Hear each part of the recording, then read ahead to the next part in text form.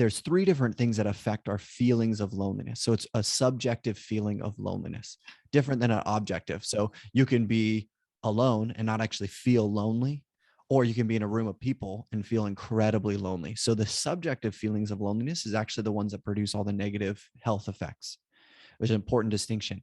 But there's a 50% genetic predisposition to a sensitivity of social disconnection. So some people feel more sensitive. Maybe they have to like always be with their family and their cousins live right next door, and then if they go like, to the next town, they're like, I feel so alone, right? Or there's other people that can maybe move all the way across the ocean and it doesn't matter as much to them. So it's an important distinction to make. One, there's a genetic predisposition to it, but it allows us to have compassion for other people. First off, right? We can realize that some people are more sensitive than others just in terms of their genes. Two other aspects affect our feeling of loneliness. So one is how we are able to regulate our emotions. So our emotional self-regulation. The other, loneliness starts to distort our perceptions and our expectations of other people. So those are kind of the areas that we can enter the system. We can't change the genetic disposition, but those are the areas that we can kind of change our perceptions of loneliness. And so there's two ways to do this. There's internal ways to change your perception of loneliness, and then there's actually external ways. We tend to think of the external ways like, all right, make new friends and whatever that looks like. Well, there's internal ways, because loneliness is actually a feeling. So you can change your feeling of loneliness without ever interacting with another person. So one of the ways to do this, I like calling it your love shield. So your shield that basically protects you from all the craziness that's going around. You can sit, somewhere, focus on your breathing or whatever you do to relax. It doesn't really matter, but picture all of the people that you love, that care about you in your life. It could be coaches, families, friends, whatever it is. Maybe they're giving you hugs. Maybe they're giving high fives. They're patting you on the back, whatever it is. And picture that in your mind, all these people just encouraging you, telling you that you're doing a good job. Or you can pull up in your mind just positive experiences, positive memories that you have, right? We're heading into the holiday season, and it can be a difficult time, especially if you're separated from family.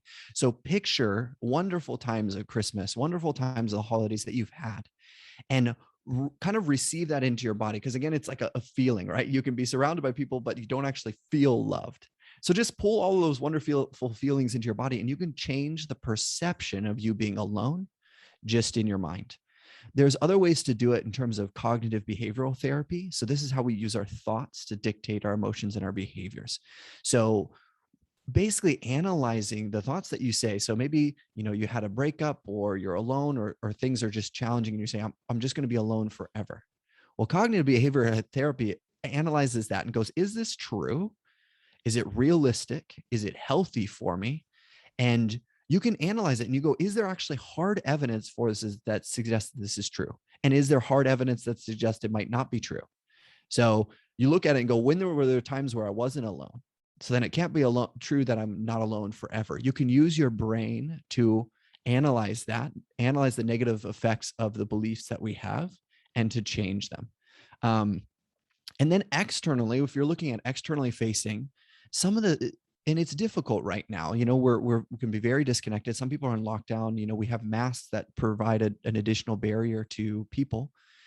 And what I would say to that is looking across the board at all of your social interactions. So if you're on social media, if you're interacting with people in person, just to make it as simple as possible, try to take those things and do one tiny step more of a connection than you normally would.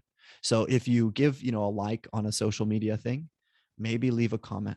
If you leave a comment, maybe send a message. If you send a text message, maybe do a call.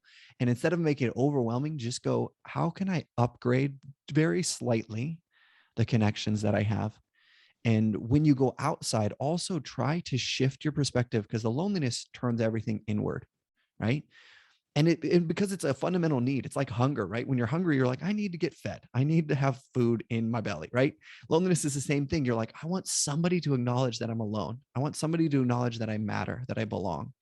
And sometimes you have to shift that externally before you get it reciprocated. So you have to feed other people sometimes before you get fed yourself.